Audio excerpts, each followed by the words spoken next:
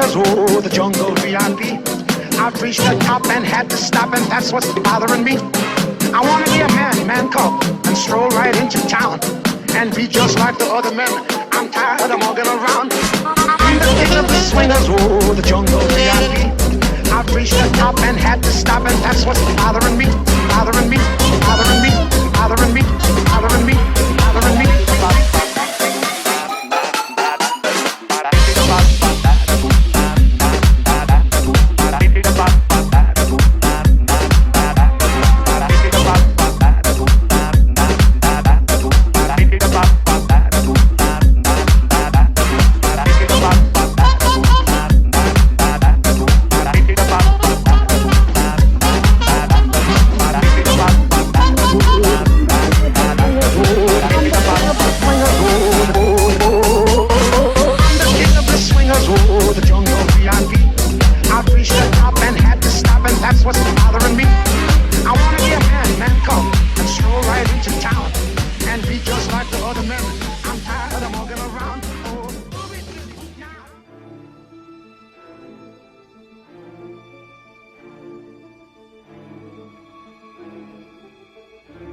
There is a lie being told to everyone that the weaponization of space is now first being based upon the evil empire, the Russians. There are many enemies, he said, against whom we're going to build this space-based weapon system. The first of whom was the Russians, which was existing at that time. Then there would be terrorists. Then there would be third world countries. Now we call them rogue nations or nations of concern. Then there would be asteroids.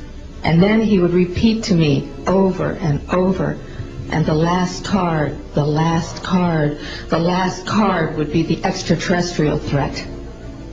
And we have witnesses here who have told you that they can shut down our missile silos. They can stop a rocket going into space that's a test. An object came into the frame, shot a beam of light at the warhead, flew up to the top, shot another beam of light at the warhead, flew around the direction it was flying, shot another beam of light at the warhead, flew down, shot another beam of light at the warhead, and flew out the same way it came in. We have witnesses here who have worked in the classified departments who have the courage to come forward here to support what Werner von Braun told me back in 1974 to 77. And the last card, the last card, the last card would be the extraterrestrial threat.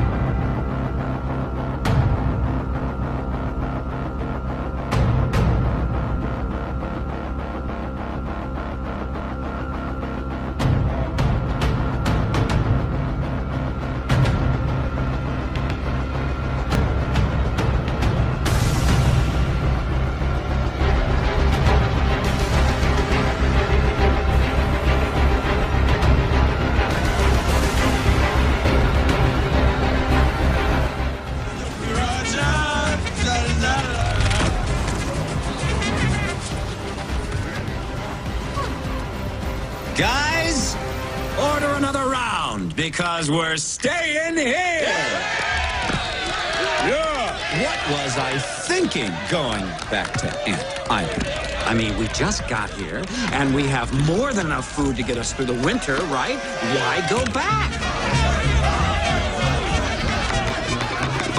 But there was that ant that stood up to me. Yeah, but we can forget about him. Yeah, it was just one ant. One ant. Yeah, you're right. It's just one ant. Yeah, boss, they're puny. Puny? Say, let's pretend this grain is a puny little ant. Did that hurt? Nope. Well, how about this one? Are you kidding? How about this?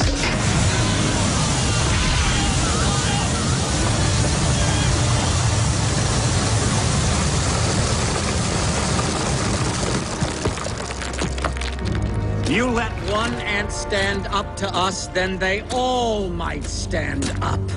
Those puny little ants outnumber us 100 to 1.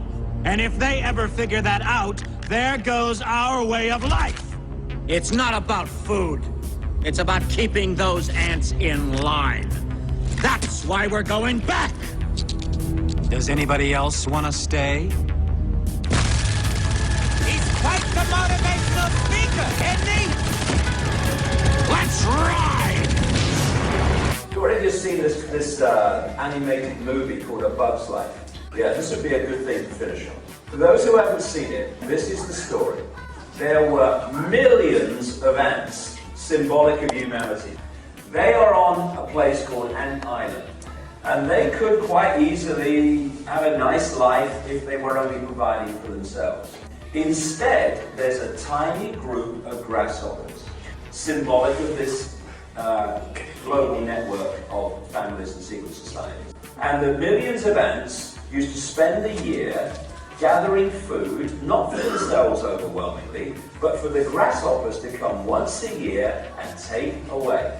That's humanity. That's what the banks have just done to us. And because the pyramid within pyramid, like Russian doll system, all those banks with different names are ultimately controlled by the same network. So one year, when the grasshoppers came, one little ant stood up and said, "This is not fair. This is not right." So the grasshoppers go away, and they're in their winter quarters the following year. It's a tree or something. They have all the food they need. They don't have to go to Ant Island again for that year. Bring it back to the human experience. This network of families that run the banks, the transnational corporations, and the financial globe, they have more money they could spend in 200 lifetimes, and probably a lot more. So why do they keep doing this? Pushing, vampiring of the human population control. So one or two of the grasshoppers, they were chatting among themselves, and they were saying, "We don't have to go to Ant Island, we've got all the food we need." And the leader of the grasshoppers hears this conversation is going on, and he comes out. He said, "Guys, grab another drink, because we're staying home." But then he said, "But there was that one ant that stood up to me." And some of the others said, "Yeah, boss, but it's just one ant." "Puny, eh?" he says. "They're puny."